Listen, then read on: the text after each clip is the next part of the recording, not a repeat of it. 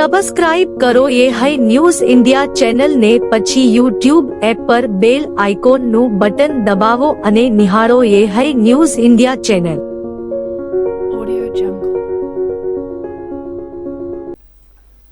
વાવથરા જિલ્લામાં ખાનગી વીજ કંપનીઓ દ્વારા હાઈ વોલ્ટેજ લાઇનો અને ટાવર ઊભા કરવાની કામગીરીને લઈને ખેડૂતોમાં ભારે રોષ ફાટી નીકળ્યો છે। ખેતીલાયક જમીનમાં સંમતિ વિના પ્રવેશ અને યોગ્ય વળતર ચૂકવ્યા વગર થાંભલા ઊભા કરવાના આક્ષેપ સાથે ખેડૂતોના હિતમાં બનાસકાંઠા જિલ્લા કોંગ્રેસ સમિતિના પ્રમુખ અને પૂર્વ ધારાસભ્ય ગુલાબસિંહ રાજપૂત, પાલભાઈ આંબલિયા અને સાંસદ જ્ઞાનીબેન ઠાકોર સહિતના આગેવાનોએ જિલ્લા કલેક્ટરને આક્રમક રજૂઆત કરી હતી। રજૂઆતમાં ગંભીર આક્ષેપ કરવામાં આવ્યો છે। ખાનગી વીજ કંપનીઓ ખેડૂતોની મંજૂરી વિના અને અયોગ્ય વળતર ચૂક્યા વગર તેમની જમીનમાં બળજબરીપૂર્વક પ્રવેશ કરી રહી છે। પોલીસ રક્ષણ સાથે ખેતરોમાં ઘૂસી જઈ થાંભલા ઊભા કરવામાં આવ્યા હોવાના ઉલ્લેખ પણ કરવામાં આવ્યો છે। પાલભાઈ આંબલિયાએ સવાલ ઉઠાવ્યો હતો કે જો કોઈ સામાન્ય વ્યક્તિ બીજાની મિલકતમાં ઘૂસે તો તેનો ગુનો ગણાય, તો ખાનગી કંપનીઓ પોલીસ રક્ષણ સાથે ખેડૂતોની જમીનમાં કેવી રીતે પ્રવેશી શકે। તેમણે કલેક્ટર પર આક્ષેપ કર્યો કે જો પ્રશાસન સાચું હોય તો મીડિયાની સામે ખુલ્લી ચર્ચા કેમ ન કરે। પાલભાઈ આંબલિયાના જણાવ્યા મુજબ વાવથરાના 37 ખેડૂતોને નોટિસ આપી કલેક્ટર કચેરી બોલાવવામાં આવ્યા હતા, પરંતુ જાહેરનામું 9 ફેબ્રુઆરી 2026 હોવા છતાં 31 જાન્યુઆરી 2026ના રોજ નોટિસ આપવામાં આવી હોવાનું તેમણે જણાવ્યું। જાહેરનામું બહાર પડે તે પહેલા નોટિસ કેવી રીતે આપી શકાય? નિયમ મુજબ કંપની પહેલા કલેક્ટર સમક્ષ અરજી કરે અને ત્યારબાદ પ્રક્રિયા શરૂ થાય તેમ તેમણે કહ્યું। ખેડૂતોનો દાવો છે કે જાહેરનામું તો દૂર રહ્યું, પરંતુ તેની પહેલા જ તેમના ખેતરોમાં ધાબલા ઊભા કરી દેવામાં આવે છે, તો કેટલાક ખેડૂતોને 4-5 વર્ષ પહેલા ઊભા કરાયેલા પોલનું આજ દિન સુધી વળતર મળ્યું નથી અને ક્યાંક 14,000 રૂપિયાનો પણ ચૂકવણું બાકી હોવાનો આક્ષેપ કરવામાં આવ્યો છે। રજૂઆત દરમિયાન અધિક કલેક્ટર દ્વારા ઉદ્ધતાઈ ભર્યા જવાબ આપવામાં હોવાના પણ કોંગ્રેસ આગેવાનોએ આક્ષેપ કર્યા છે। પાલભાઈ આંબલિયાએ જણાવ્યું કે સાંસદ અને પૂર્વ ધારાસભ્યોની હાજરીમાં જો આ પ્રકારનું વર્તન થાય તો સામાન્ય ખેડૂત સાથે કેવી વર્તણૂક થતી હશે તેનો અંદાજ લગાવી શકાય। તેમણે વધુમાં જણાવ્યું હતું કે સરકાર પોતાને ખેડૂતલક્ષી અને સંવેદનશીલ કહે છે, પરંતુ હકીકતમાં ખેડૂતોને ન્યાય મળતો નથી। જો ખેડૂતોના હકોની રક્ષા નહીં થાય તો બનાસકાંઠા જિલ્લા કોંગ્રેસ સમિતિ ગાંધીજીના માર્ગે આંદોલન કરશે તેવી ચીમકી પણ ઉચ્ચારવામાં આવી હતી।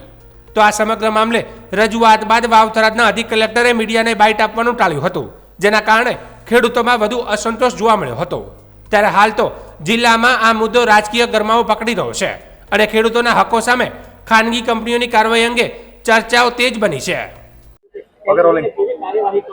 આજે વાવથરાના જે ખેડૂતોને કલેક્ટરશ્રીએ નોટિસ આપી અને બોલાવ્યા હતા એવા 37 ખેડૂતોને સાથે રાખી અને અમે જ્યારે રજૂઆત કરવા ગયા ત્યારે અધિક કલેક્ટરશ્રીને અમે કહ્યું કે આ જાહેરનામું છે એ 9 ફેબ્રુઆરી 2026નું છે અને તમે નોટિસ એના 10 દિવસ પહેલા 31/1/2026ના રોજ આપી દો છો, તો આ કોઈ કાળે પોસિબલ નથી, કારણ કે જાહેરનામું આપ્યા પછી કંપની જે કલેક્ટરમાં 16(1) મુજબ કે 164 મુજબ અપ્લાય કરે અને ત્યાર પછી કલેક્ટરની પ્રક્રિયા શરૂ થાય છે।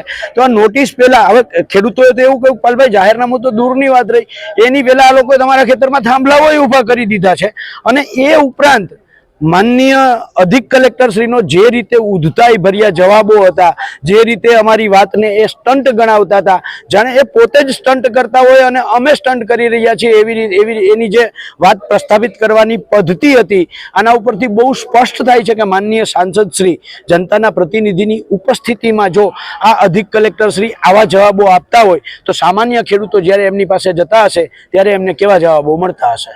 તમારું શું માનવું છે કલેક્ટરને આવી વધતા વર્તન? મેં એ જ કહ્યું ને કે સામાન્ય સાંસદ શ્રી, પૂર્વ 2 ધારાસભ્યશ્રીઓ અને જિલ્લાના આગેવાનો ઉપસ્થિત હોય અને એની ઉપસ્થિતિમાં જે રીતે એને ઉદ્ધતાઈ ભર્યા જવાબો આપ્યા એ વર્તન ઉપરથી સ્પષ્ટ થાય છે કે સામાન્ય ખેડૂત જ્યારે એમની પાસે જતો હશે ત્યારે એમની હાલત શું કરતા હશે? આપને પણ એવું કીધું કે આપ કચ્છી કર્મચારી નહીં પણ રાજનીતિમાં હોવું જોઈએ। શું ના સમજાયું? રાજનીતિમાં હોવું જોઈએ આપે એવું પણ એમને કીધું નહીં, એ તો એને જે રીતે કહ્યું છે અને સ્ટન્ટ કર્યો છે, જેવી રીતે ભાજપવાળા વારંવાર કહે છે કે અમારી સરકાર ખેડૂતલક્ષી સરકાર છે, ખેડૂતો પ્રત્યે સંવેદનશીલ સરકાર છે અને હા મેં ખેડૂતના થાંભલામાં ક્યાંક 14,000 રૂપિયા પણ નથી આપતા. અહીંયા કેટલાય ખેડૂતો એવા છે કે 4-4, 5-5 વર્ષ પહેલા પોલ ઊભા થઈ ગયા, આજની તારીખમાં પૈસા મળ્યા નથી. અને એટલે જ કલેક્ટરને અમે હુકમ દેખાડ્યો. જ્યારે એને હુકમની વાત કરી ત્યારે એટલે અમારે એને કહેવું પડ્યું કે સાહેબ સ્ટન્ટબાજ તો તમે છો, તમે ક્યારે નિવૃત્ત થાવ છો, તમારે પોલિટિક્સ જોઈન કરવાની જરૂર છે. ઓકે, આજે વાવ થરાદના કલેક્ટર શ્રીને સૌ ખેડૂત સોલાર કંપનીઓથી જે પીડિત છે એ અને સૌ ખેડૂત આગેવાનો રજૂઆત કરવામાં આવ્યા હતા કે ખોટી રીતે ખેડૂતોને નોટિસ આપવામાં આવી છે, ખોટી રીતે ધાબળા ઊભા કરવામાં આવ્યા છે. જાહેરનામું પડ્યા પહેલા ધાબળા ઊભા કરવાની વાત છે, જાહેરનામું પડ્યા પહેલા ખેડૂતોને નોટિસ આપવાની વાત છે. અને જે સરકારના કાયદા જે રદ કરી દેવામાં આવ્યા છે એ કાયદાના આધારે તે ખેડૂતોને નોટિસો આપવામાં આવી રહી છે. ટેલિગ્રામ જે એક્ટ છે 2024-25ના એના આધારની જગ્યા છે 1885નો ટેલિગ્રામ એક્ટ છે, એને ધ્યાને રાખીને એમાં પણ જેની સત્તા નથી એનો સત્તાનો દુરુપયોગ કરીને ખેડૂતોને જ્યારે હેરાન કરવામાં, કંપનીઓના લાભ માટે કરીને લાખો કરોડો રૂપિયાની ખેડૂતોની જમીનમાં ધાબળા ઊભા કરવાના છે. ખેડૂતોની માંગણી છે જેમ ટેલિફોનના ધાબળા ઊભા કરવામાં આવે, દર મહિને ભાડું ચૂકવવામાં આવે છે અથવા તો બજાર કિંમતના 4 ગણા, અને જેમ નવસારી છે કચ્છની અંદર રનિંગ મીટરના વાયરના આપવામાં આવે, ધાબળાના આપવામાં આવે, એ પ્રમાણે અહીંયા વાવ થરાદના ખેડૂતોને પણ આપવામાં આવે. એ રજૂઆત લઈને અહીંયા અમે સૌ આવ્યા છીએ. જાહેરનામા પહેલા જ નોટિસો ફટકારવામાં આવી છે. એટલે તંત્ર દ્વારા એ જ 9મી ફેબ્રુઆરીએ જાહેરનામું પાડવામાં આવે છે અને એની પહેલા 31 તારીખ પહેલા મહિનાની ખેડૂતોને નોટિસ આપવામાં આવે છે. કયા આધારે, મતલબ જાહેરનામા પહેલા કઈ રીતે ખેડૂતોને નોટિસ આપી શકે? બીજી વાત, જાહેરનામું નથી પડ્યું એની પહેલા કંપનીએ દાદાગીરી કરીને ખેડૂતોના ખેતરોમાં ટાવર ઊભા કર્યા છે. એ કોની પરવાનગીથી કોમર્શિયલ ગતિવિધિ ખેતરમાં કરવામાં આવી? એ તમામ બાબતોને લઈને આજે અમે અહીંયા રજૂઆત કરવા માટે આવ્યા છે. તંત્રની મિલીભગત હું શું કહું છું, તમે નોટિસ કોને આપી? સરકારે આપી. જાહેરનામા પહેલા કઈ રીતે નોટિસ આપી શકે? જાહેરનામું નથી તો એના પહેલા સરકાર કઈ રીતે નોટિસ આપી શકે? અને જાહેરનામા પહેલા કંપની કઈ રીતે ટાવર ઊભા કરી છે? ખેડૂતોને તમે લોભ લાલચ આપવામાં આવે, તમને આટલા આપશું ઊભા કરીને, તમારે 30 વર્ષ આનું કમાણી કરવી છે અને ખેડૂતોને મજાક કરવા માટે જ્યારે સરકાર કામ કરતી હોય એના વિરોધ અમે કરશું. વાવ થરાદ જિલ્લામાં આંગણવાડી બહેનોના ઉગ્ર વિરોધથી વાતાવરણ ગરમાવ્યું છે. વાવ તાલુકા પંચાયત કચેરી ખાતે મોટી સંખ્યામાં એકત્રિત થયેલી આંગણવાડી કાર્યકર અને સહાયિકાઓએ પોતાની વિવિધ પડતર માંગણીઓને લઈને નારાબાજી કરી વિરોધ નોંધાવ્યો હતો. કચેરી પરિસરમાં હક આપો, ન્યાય આપો જેવા સૂત્રોચ્ચારથી ગુંજી ઉઠ્યું હતું.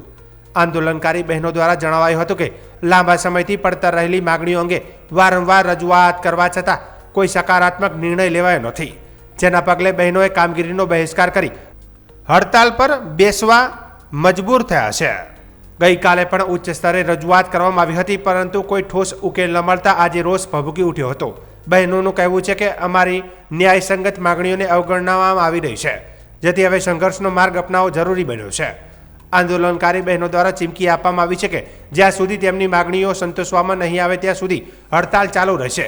જો જરૂર પડશે તો આંદોલન વધુ ઉગ્ર બનાવવામાં આવશે તેમ જણાવ્યું હતું.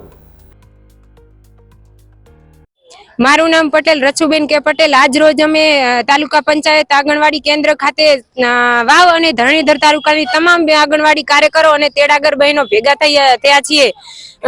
કાલે અમે અમારી કચેરી એટલે કે સીડીપીઓ મેડમ શ્રીને અને તાલુકા મામલેદાર કચેરીએ અમે આવેદન પત્ર આપ્યું અને આજે પણ બધી બહેનો ભેગી થઈએ છીએ.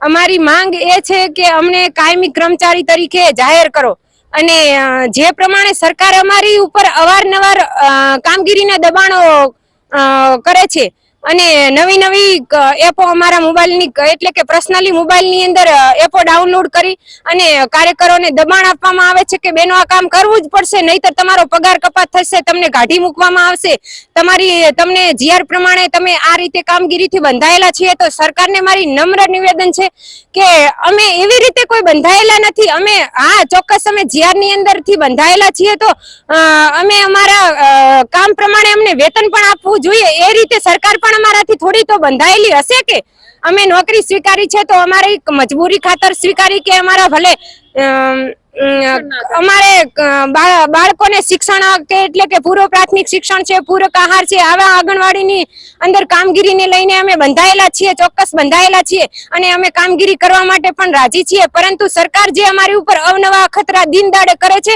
આનાથી અમે બંધાયેલા નથી. એટલું સરકારને નમ્ર નિવેદન છે કે જો છેવાડાના બાળકો અને પૂર્વ પ્રાથમિક શિક્ષણ અને પૂરક આહાર જો આપવો હશે તો એમના કોઈ લક્ષ્ય લઈને સરકાર નીકળ્યું હશે કે આવી રીતે દબાણ કરવાથી બહેનોનો અમે ટાર્ગેટ પૂરો કરીશું, તો સરકારને આ ઉપરથી કોઈ સરકારનો કોઈ ટાર્ગેટ પૂરો થવાનો નથી. બતા કે તેમને અમારે એટલી ખોટ પડે છે કે અમે બિલકુલ પૂર્વ પ્રાથમિક શિક્ષણ બાળકોને આપી શકતા નથી. બાળકો અમને સામેથી પૂછે છે કે મેડમ તમે તો કાલે કહેતા હતા કે અમે તમે મોબાઈલનો ઉપયોગ ઓછો કરવો, મોબાઈલનો ઉપયોગ કરવાથી આ નુકસાન થાય છે, આંખોને નુકસાન થાય છે. તો અમારું બાળક અમને એટલું પૂછી રહ્યા છે કે બેન તમે શું કામ મોબાઈલ આખો દિવસ જોયા કરો છો?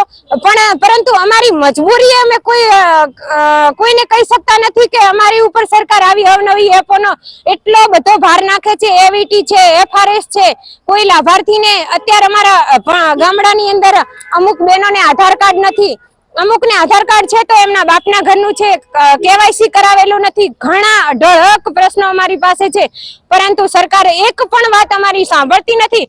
સરકાર અમને અત્યારે એ જ ટાર્ગેટ લઈને નીકળી છે કે બેનો તમે THR ના 7 પેકેટ આપો છો તો ઘરે ઘરે જઈને તમે એમના ફેસ કેપ્ચર કરી અને જે તે વાલીનું જે બાળકની અંદર લાગતું વળગતું હોય એના ફેસ કેપ્ચર કરી અને પછી THR આપો.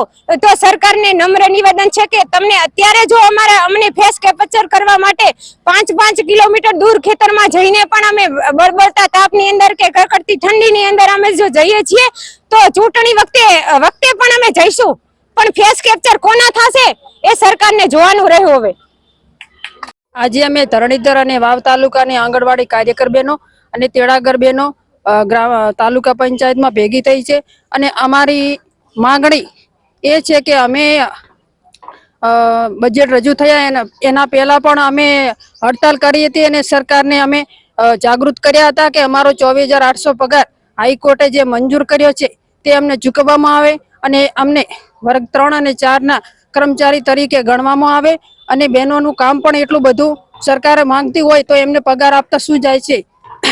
અને અમારી માંગણીઓ અને વ્યાજબી છે.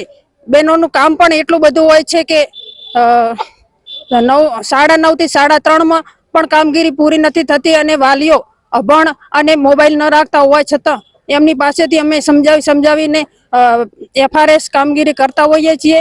અને સરકારને જો કામગીરી કરતા અભણ પ્રજા નડતી હોય તો અમને પણ નડતી હોય. અમે છેવાડાના માનવી સુધી પહોંચીને આ કામગીરી કરીએ છીએ અને કામગીરી 100% પૂર્ણ કરો એવો અમારા ઉપર દબાવ છે.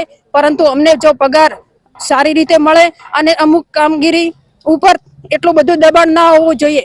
જે અભણ વ્યક્તિ છે, જે મોબાઈલ નથી રાખતા, એમને લાભ આપવો હોય તો એમાં પણ છૂટછાટ હોવી જોઈએ કે એ વ્યક્તિ સહી કરે અને એમને વસ્તુ મળી શકે.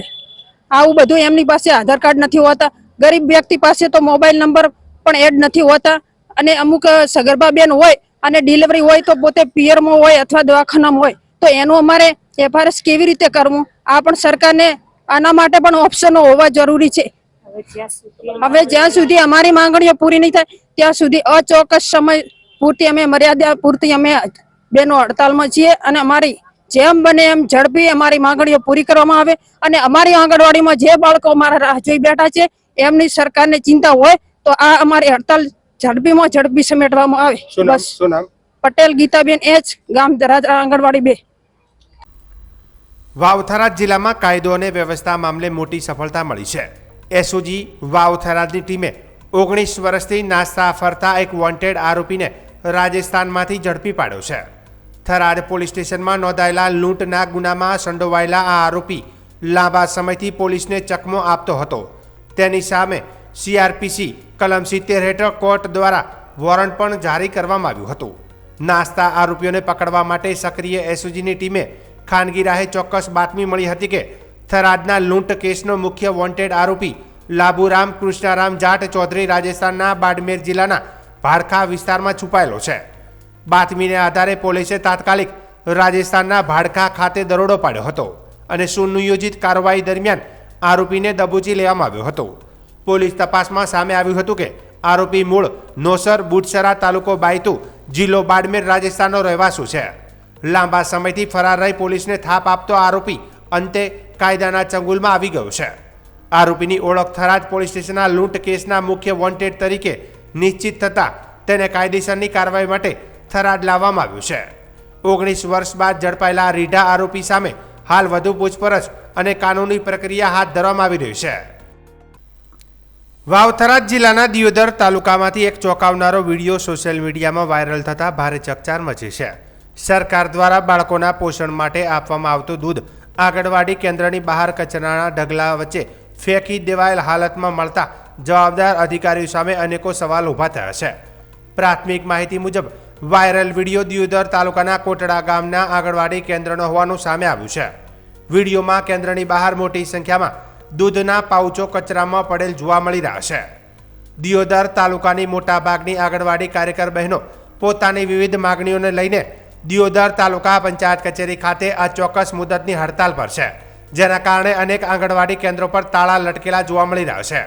આ પરિસ્થિતિ વચ્ચે બાળકોના પોષણ માટે સરકાર તરફથી આપવામાં આવતું દૂધ આ રીતે કચરામાં ફેંકાયેલું મળતા પ્રશ્નો ઊભા થયા છે કે આ દૂધનો જથ્થો કોણે અને શા માટે બહાર ફેંક્યો?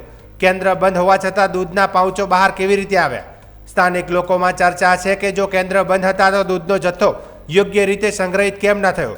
શું દૂધ સમયસર વિતરણ ન થતાં બગડી ગયું હતું કે પછી બેદરકારીપૂર્વક ફેંકી દેવાયું?